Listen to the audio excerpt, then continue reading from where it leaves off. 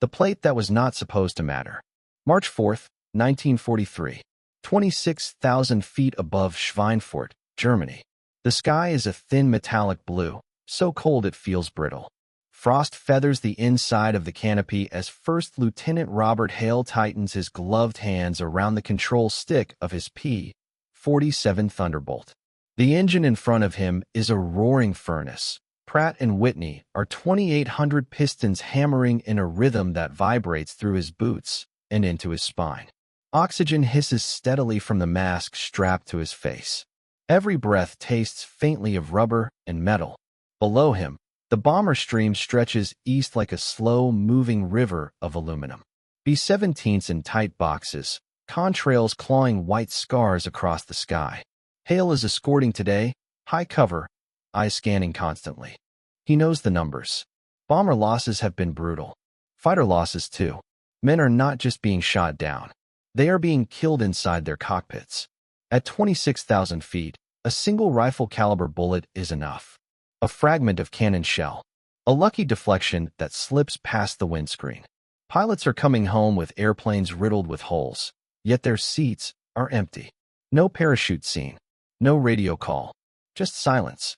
Hale shifts slightly in his seat. Behind his back, bolted to the aircraft frame, is a rectangular slab of armor plate. It weighs less than 30 pounds, barely thicker than a book, painted dull olive, already scratched from hurried installation. He barely notices it. Most pilots do not. Most engineers had said it was pointless. 6 months earlier, in a fluorescent-lit conference room in Dayton, Ohio, the plate had been the subject of quiet dismissal. Army Air Forces engineers, slide rules in hand, had examined combat reports and ballistic diagrams. They pointed to diagrams of aircraft silhouettes peppered with dots. Wings, fuel tanks, engines. They said bullets almost never struck the area directly behind the pilot. The probability was too low. The added weight would reduce climb. It would shave range. It would complicate maintenance. Flight test data backed them up. No measurable improvement in performance. No change in survivability according to the models. The plate did nothing the charts could see, so it was approved almost as an afterthought. A concession, a small modification added during production blocks, bolted behind the pilot's seat where it interfered with nothing important. No press release. No doctrinal change. Just a line item in a technical order. Now, in combat, that quiet decision is about to be tested. At 10:14 local time, Hale spots the glint.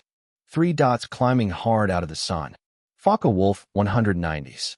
Their noses flash black crosses as they roll inverted and dive. The radio crackles with shouted warnings, overlapping call signs, clipped urgency. Hale pushes the throttle forward and feels the Thunderbolt surge. The airframe shudders as speed builds. Tracers streak upward like angry fireflies. He rolls to meet them, guns charging with a rising whine. The first burst misses him by yards. The second does not. A sharp metallic crack slams through the cockpit. Something punches through the fuselage behind him. Hale feels the impact not as pain, but as a blunt shove between his shoulder blades, like someone hitting his seat with a hammer. The aircraft lurches. Warning lights flicker. Instinct takes over. He checks his limbs. Everything moves. No blood in his gloves. No sudden weakness. The engine is still roaring. He is still flying. Behind him, the armor plate is gouged deeply, a ragged crater where a 20mm fragment has flattened itself and fallen away. Without it, that fragment would have entered his lower back at point-blank range. Hale does not know this yet. He is too busy staying alive. He dives, rolls, fires, pulls hard enough to gray the edges of his vision. When he finally disengages and limps west with the remaining fighters, his aircraft is scarred but intact. Back at base, ground crews swarm over the Thunderbolt. One of them lets out a low whistle and taps the back of the seat. The plate is nearly pierced. Nearly. Word spreads fast on a fighter strip. Faster than any memo. Pilots start talking. Not about engines or guns or tactics, but about where they are being hit. About rounds that come up from below during a pull-out. About fragments that ricochet inside the fuselage when an engine explodes or a wing root takes a shell. about how men are dying not from clean penetration through the front, but from chaos when things go wrong. Engineers had been looking at where bullets hit airplanes. Combat was revealing where airplanes failed pilots. By the end of that week, squadron intelligence officers are filing reports with a new emphasis. Hits from behind. Debris thrown forward during structural failure. Shell fragments entering through the fuselage and stopping inches short of the spine. The armor plate was not stopping bullets that never came. It was stopping the ones no one had thought to count. The data, everyone misread. March 11, 1943. RAF Duxford, England. The briefing hut smells of damp wool and cigarette smoke. Maps are tacked crookedly to the wall, their edges curled from humidity. Squadron leader Edward Collins stands with a clipboard pressed against his chest, listening as pilots talk over one another. Voices are tight, animated. This is not the usual post-mission chatter about flak density or enemy tactics. They are talking about where they were hit. One pilot points to his lower back and describes the sensation of being kicked mid-pull-out. Another mentions fragments coming forward after his engine cowling was shredded. A third describes how his aircraft disintegrated around him and how something solid behind his seat stopped the worst of it. Collins writes none of this down at first. He listens. For months, analysts have been poring over damage reports using a simple method. Aircraft return with holes. The holes are marked. The marks are tallied. Reinforce where the holes are. It makes sense. It is logical. It is also incomplete. The men in this room are describing something else. Not holes from clean bullet paths, but chaos. When a fighter is hit hard and fast, when structures fail, when aluminum skin folds inward and rivets shear loose, the cockpit becomes a funnel. Energy travels forward. Fragments accelerate toward the pilot from behind. In those moments, the pilot is not facing the enemy. He is outrunning it. At Wright Field in Ohio, Lieutenant Colonel Harold Peterson flips through fresh combat summaries shipped across the Atlantic. He pauses at a familiar phrase appearing again and again. Impact from rear fuselage. Pilot survived. Armor plate damaged. Peterson is an engineer by training. He trusts data, but he also flew in the last war. He understands that data depends on what you choose to measure. The original ballistic studies were clean. They assumed straight-line penetration. Bullet enters here. Bullet exits there. They assumed the airplane remains intact. They assumed the threat vector comes from forward arcs. Combat does not care about assumptions. Peterson orders a review, not of bullet strikes, but of pilot casualties. He wants to know how many men are dying without visible cockpit penetration. How many aircraft return with dead pilots and intact windscreens? How many failures occurred during dives, pull-outs, emergency maneuvers? The numbers are uncomfortable. A significant percentage of pilot fatalities occur in aircraft that show no frontal penetration at all. Many have heavy damage aft. Engines destroyed. Control surfaces shredded. Fuel fires that burn through frames and bulkheads. When the airplane fails, the pilot absorbs the consequences. Flight test data had shown no benefit because flight tests do not simulate disintegration. In a hangar on the edge of the field, mechanics unbolt an armor plate from a damaged P-47 and set it upright on the concrete. The plate is scarred and bowed, not penetrated. They place a chalk mark where a fragment struck. Then another. Then another. Peterson runs his hand over the dents. He imagines where those fragments would have gone. Straight into muscle. Into bone. Into the spinal column. The plate was never meant to stop a perfect shot. It was meant to stop the end of a bad day. Across the Atlantic, word spreads unofficially. Pilots begin requesting aircraft with the plate installed. Maintenance crews begin retrofitting older airframes when they can. It is not in the manuals yet. It is just something you do if you can. Engineers push back. Weight still matters. 30 pounds is not nothing. On long escort missions, every pound costs fuel. Every pound costs climb rate. In the abstract, the trade-off still looks questionable. But pilots are not abstract. At Debden, a young lieutenant named Frank O'Malley refuses a replacement aircraft without the plate. He waits 2 days while ground crew swap components. When his squadron commander asks why, O'Malley answers simply, "Because I have seen what happens when engines explode." 2 weeks later, O'Malley limps home with half a tail and a dead engine. The plate behind his seat is cracked but intact. He walks away. Reports like his pile up. Quietly, persistently, Peterson submits a memorandum. He does not argue with charts. He reframes them. He explains that survivability is not just about avoiding hits. It is about surviving failure, about giving the pilot one more second of consciousness, one more chance to level out, one more chance to bail. The armor plate does not make the airplane harder to hit. It makes the man harder to kill. Approval comes without ceremony. The modification is standardized. New production aircraft include it by default. Retrofit kits are shipped overseas. There is no dramatic announcement, no headline, just a slow shift in statistics. Loss rates begin to fall, not dramatically, not overnight, but steadily. Pilots who would have died now limp home. Pilots who would have blacked out now land. Pilots who would have been found still strapped into wreckage now step out onto dispersal strips under their own power. The plate remains unremarkable, still thin, still dull green, still unnoticed by most men who sit in front of it. But in the margins of combat reports, a new phrase appears with increasing frequency. Pilot wounded but alive. When failure became the real enemy. April 17, 1943. 18,000 feet over the Bay of Biscay. The Atlantic below is slate gray and restless, whitecaps flashing through breaks in cloud. Captain William Decker's P-38 Lightning shudders as he eases back on the yoke, climbing to rejoin his flight after a high-speed pass. The twin engines roar unevenly. One coughs. Oil pressure flickers. He knows the sound. It is not enemy fire this time. It is mechanical failure. A second later, the left engine detonates. There is no gradual loss of power. No warning. Just violence. The cowling disintegrates outward and backward, aluminum pedals peeling away into the slipstream. Decker is slammed forward against his harness as the Lightning yaws hard. The cockpit fills with noise and debris. Something strikes the back of his seat with enough force to jar his teeth. Training screams at him to bail out. Instinct screams to stay. Decker fights the controls. He cuts fuel, feathers the prop. The aircraft settles into a ragged but controllable glide. His vision blurs at the edges, then clears.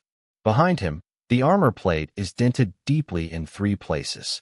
Fragments of engine casing and shattered mounts lie embedded in it like shrapnel frozen in time. Without the plate, those fragments would have entered his spine at over 400 miles per hour. He does not know that yet. He only knows he is still conscious. He limps the Lightning toward the English coast, hands numb, jaw clenched, muscles screaming from tension. When he finally touches down at an emergency strip in Cornwall, the ground crew stare at the damage in disbelief. No enemy aircraft were involved. No bullets. No cannon shells. And yet the armor plate did exactly what it was never designed to do on paper. At this point in the war, air combat analysis is still obsessed with the enemy. How many fighters? What caliber? What angle of attack? Engineers design solutions to defeat weapons. But pilots are discovering something else. The airplane itself is the most dangerous weapon when it begins to fail. At high speed, any structural breakup becomes a shotgun blast aimed directly forward. Bulkheads collapse. Frames shear. Equipment mounts tear loose. The pilot sits at the focal point of all that energy. The armor plate behind the seat becomes a last wall. In the Mediterranean, Spitfire pilots report similar experiences. In North Africa, where heat and dust punish engines, sudden failures are common.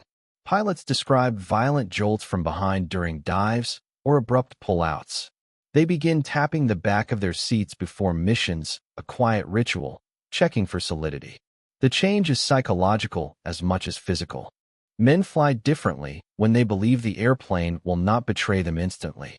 They commit to dives knowing a failure might not mean immediate death. They pull harder in dogfights. They stay with damaged aircraft longer instead of bailing out at the first sign of trouble. Engineers had feared the weight penalty. They worried about lost performance. What they did not measure was confidence. At right field, Peterson receives a new batch of data. This time it includes pilot survival timelines. How long a pilot remains conscious after catastrophic damage. How many seconds between failure and bailout? How often those seconds are enough? The presence of the plate correlates with something unexpected. Not fewer hits, not fewer failures, but more recoveries. Men who would have been incapacitated immediately are staying in the fight just long enough to save themselves. Peterson presents the findings to a mixed room of engineers and officers. He does not talk about heroism. He talks about physics, momentum, debris fields, energy transfer, the human body as a structural component that must be protected like any other. Some engineers bristle. The models still do not like it. The numbers are messy. Variables are uncontrolled. Combat is always uncontrolled. By summer, the armor plate is no longer optional. It is doctrine. New fighters roll off production lines with reinforced pilot seats and expanded armor coverage. Designers quietly revise their assumptions about where danger comes from. They stop asking where bullets hit. They start asking what happens when everything goes wrong. In squadrons, the stories continue. Not dramatic victories. Just men who come back when they should not have. Men who sit on their wings after landing, shaking, alive. The armor plate never makes a pilot invincible. It just gives him time. And in the air war, time is the rarest currency of all. The quiet shift in how aircraft were built. June 9, 1943. Republic Aviation Plant, Farmingdale, New York. The factory floor is a cathedral of noise.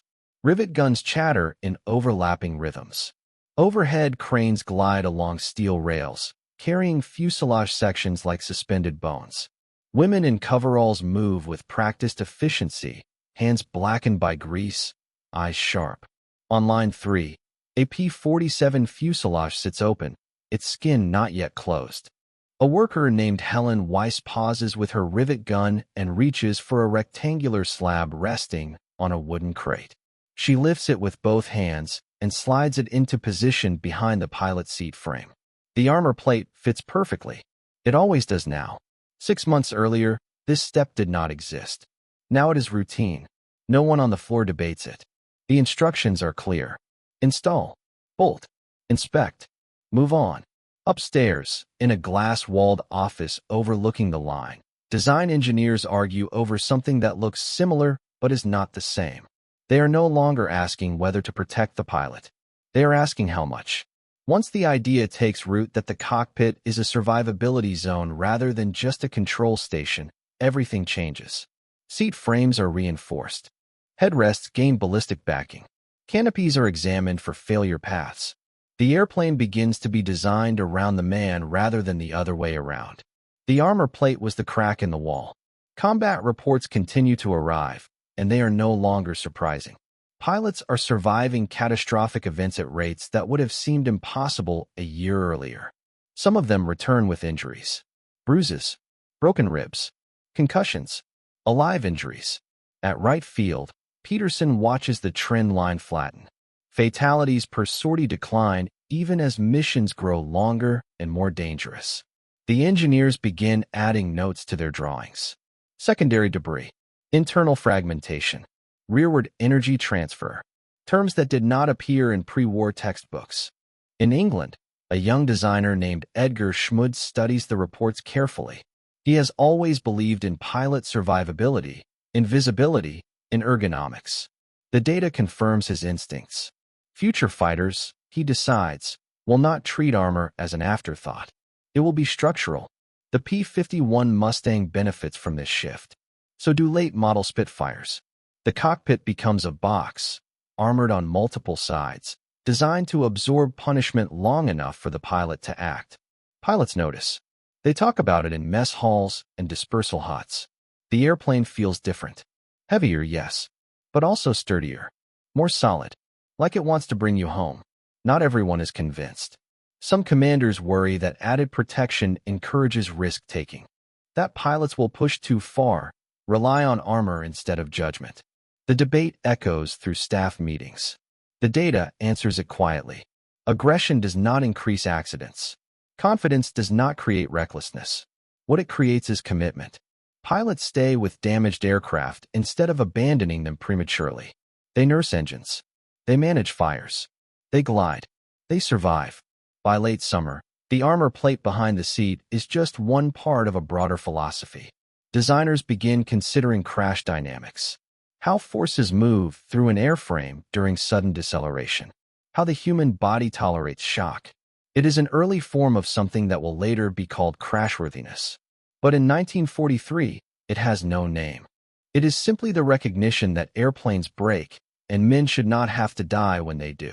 On a training field in Texas, instructors brief new pilots. They do not mention the armor plate explicitly. They just tell them this. If something goes wrong, stay with the airplane as long as you can. That advice would have been suicidal a year earlier. Now it saves lives. The armor plate remains visually insignificant. No dramatic shape. No imposing thickness. It hides behind the seat, unseen during flight. Yet its presence ripples outward.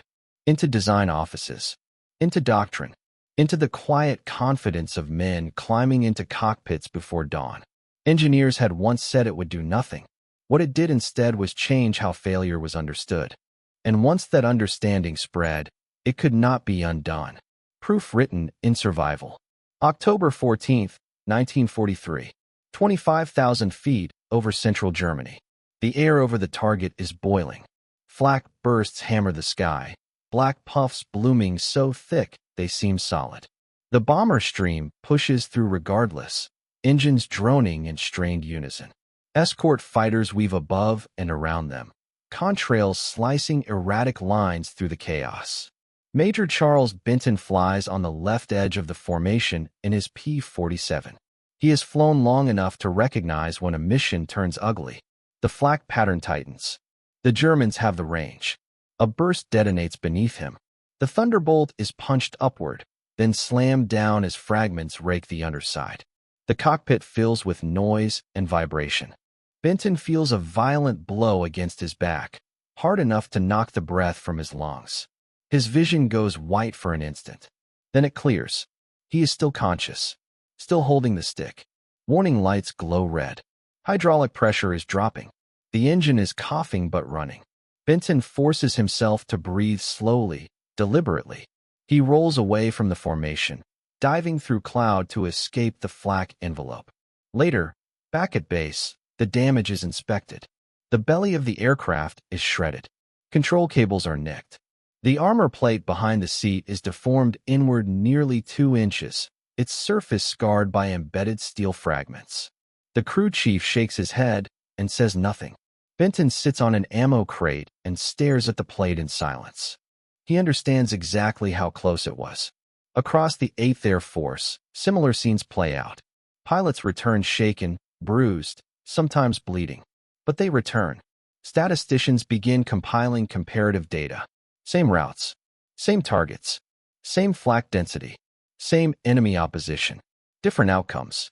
Aircraft with the armor modification show a measurable decrease in pilot fatalities during catastrophic damage events.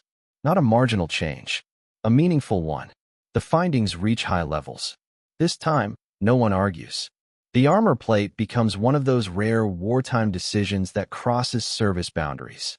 Lessons learned in fighters are applied to bombers. Reinforced seats, armored bulkheads, better restraint systems. B-17 crews begin surviving breakups long enough to bail out. Waist gunners and radio operators benefit indirectly as cockpit design improves around them. The logic is undeniable now. Protecting the pilot does not just save the pilot. It saves the airplane. A conscious pilot can still fly. An unconscious one cannot. By winter, the change shows up in letters home. Men write about being hit and living. About walking away from aircraft that should have been coffins. About feeling the blow and realizing afterward what stopped it. The armor plate never features prominently in these letters. It is rarely named. It is just something back there. But commanders notice a shift in morale. Fear does not disappear. It never does. But fatalism does. Pilots stop believing that any hit means death. They believe in chances again. In war, belief shapes behavior. Sortie completion rates improve. Abort rates decline. Damaged aircraft are brought back instead of abandoned over enemy territory. Intelligence gathered from returning crews improves as well. All of it traces back to a small piece of steel that charts once said was useless. Engineers review older assumptions with new eyes. They revisit crash reports. They reanalyze past losses and see patterns they missed before. They realize something unsettling. The armor plate was not protecting pilots from enemy skill. It was protecting them from the limits of engineering imagination. Combat had exposed a blind spot, and once exposed, it demanded correction. By early 1944, the idea is no longer controversial. It is foundational. The question is no longer whether pilots should be protected from failure. It is how much protection is enough. The plate that changed the odds. March 24, 1944. 22,000 feet over the outskirts of Berlin. The sky is crowded with metal. Contrails twist and overlap, white threads pulled tight across pale blue. Bombers drone forward in disciplined blocks while fighters dart and weave around them. Tiny flashes of motion against a vast, hostile sky. Lieutenant Robert Hale is back in the cockpit. A year older, thinner, more cautious. He flies a newer P-47 now, heavier than the one he flew in 1943. More armor, more systems, more weight, but also more resilience.